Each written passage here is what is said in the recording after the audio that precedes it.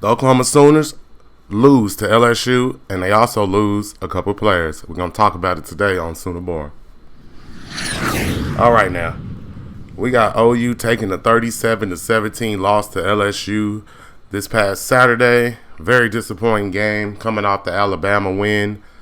Would have been nice to go ahead and get that 7th win of the season. And a possible 8th win in the bowl game, but that will not be the case as Oklahoma drops the game. That they are now 6-6. LSU moves to 8-4. Jackson Arnold only passed for 110 yards, although he did play hard. I will give him credit. He had 17 rushes, 75 yards. Sam Franklin had 61 yards. A lot of that came on a 34-yard run late in the game. Xavier Robinson only had 20 yards. They pretty much bottled him up all day. 10 carries, only averaged 2 yards a carry. He did have 1 touchdown. Sawchuk with 4 carries for 11 yards. Guys, it was ugly. We all saw the game. Y'all saw the game. We only had the one big play down the field to Hester for 50 yards.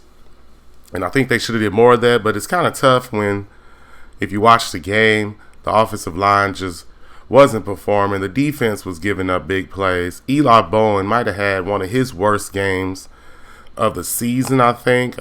Finally got beat deep where he was trailing the receiver. You really haven't seen that much. He's usually stuck to the receiver like glue. Even on that first touchdown, even though it's a nice throw, nice catch, he was there to make the play. It just didn't happen. Great play by LSU. Now, stuff happens like that, and it's just unfortunate that he had to be on the receiving end of that type of stuff.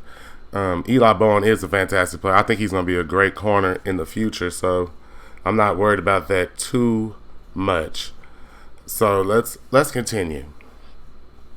Jaquays Petaway has said he's going to enter the transfer portal.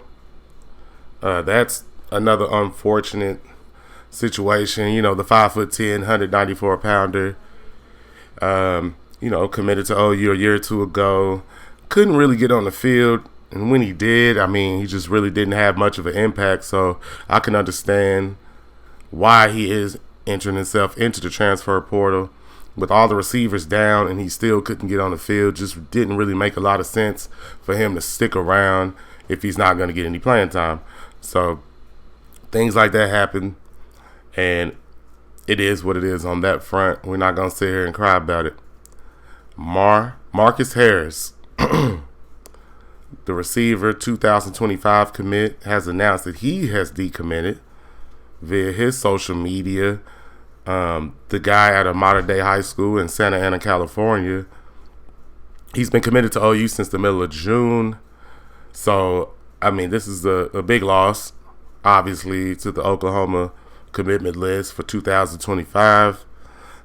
Things continue to spiral downhill for the Sooners, but let's see if they announce who the offensive coordinator is going to be for the future. Supposed to be within the next couple of days, according to Brent Venables. So we'll keep our eyes on that, see what happens on that front. But, hey, man, I can only just hope that they hire somebody that's fantastic, that can actually put points on the board to help out this defense, who did look good for the most part of the season, although they did struggle at times.